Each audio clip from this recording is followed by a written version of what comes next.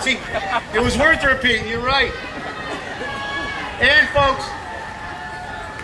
folks 65 years and older, who the government sees as living too long, and they represent an inconvenient cost. Well, the real inconvenient truth is our liberty. For our failure to remain vigilant in protecting life and liberty.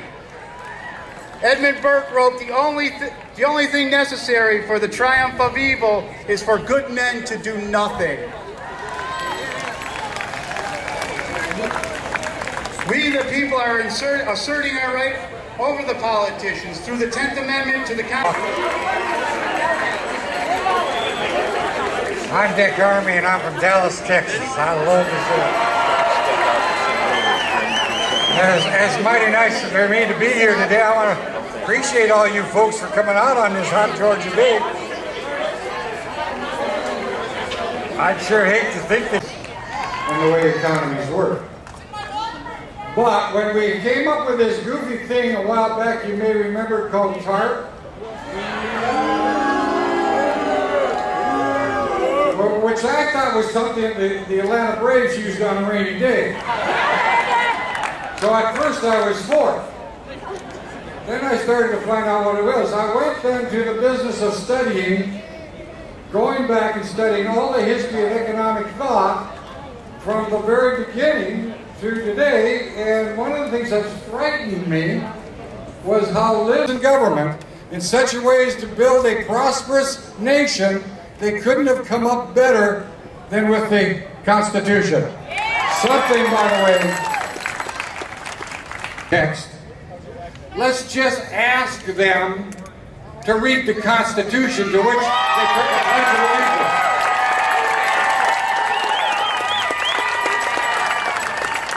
And by the way, for those dear folks that are confused by the Duke University English department and doubt that words have meaning and think that they're off the hook of any commitment of loyalty and fidelity to the Constitution because it's a living document, let's also give them a dictionary.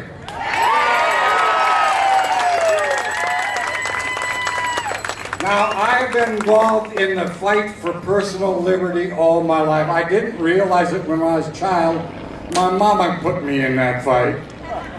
And she told me as a mere child, the Lord God Almighty has given you freedom and intelligence, something He's given no dumb animal. It's a gift from the Lord God, and it is the duty of a government to protect it. And ever since that, no matter where I went, no matter what I did, no matter what I studied, no matter what I learned, no matter what I thought I understood, I never got over the fact that I got a right to be my own man on my own terms.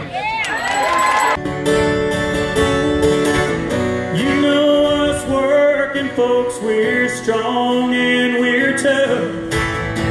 But sooner or later, enough is enough. I want to work with my hands down at the mill, plowing the field or forging the steel, without interference from Capitol Hill. Give me back my America. Give me back my America. Give me back my America.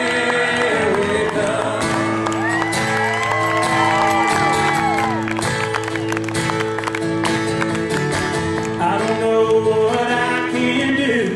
The government's making up all new rules. This is change that I don't believe in.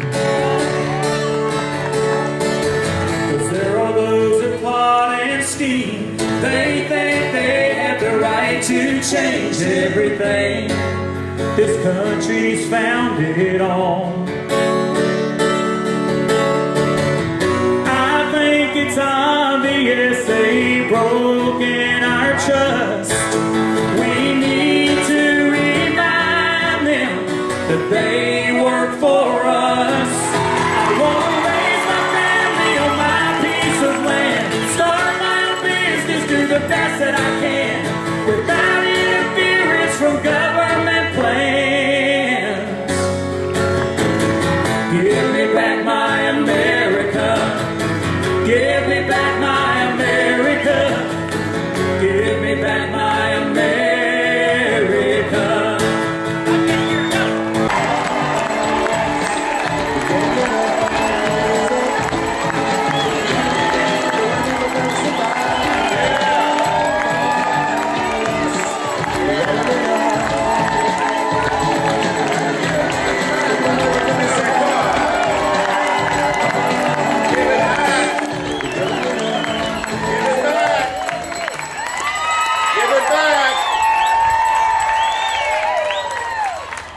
vote for president. And if they don't give us back our America, we're going to take it back.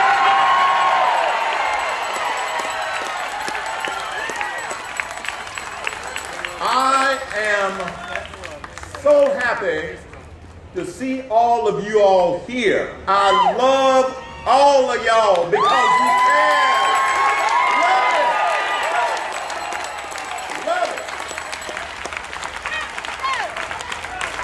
There are three things that I hope you get out of this today. First, we want you to learn something. Secondly, we want you to be inspired to continue to speak your voice about this country and what we don't like about it.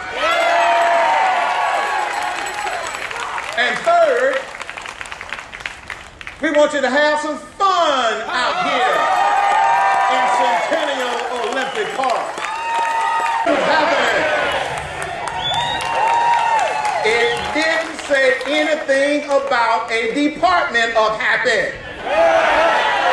It said the pursuit of happiness. Now maybe here's where the liberals get off track. Because if you keep reading that same paragraph, you will find these words. When any form of government becomes destructive of those ideals, it is the right of the people to alter or abolish it. We got some altering and abolishing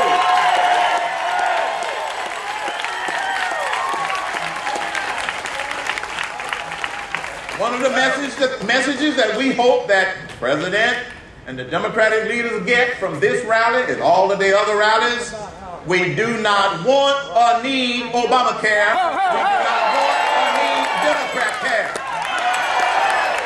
One of the things that I learned when I was in business for 40 years is how to solve problems. Yes. And one of the first things that you do if you're trying to solve a problem, work on the right problem. Yeah. I have a breaking news announcement for the people in Washington, D.C., the administration, as well as the Democratic leaders. You're working on the wrong problem.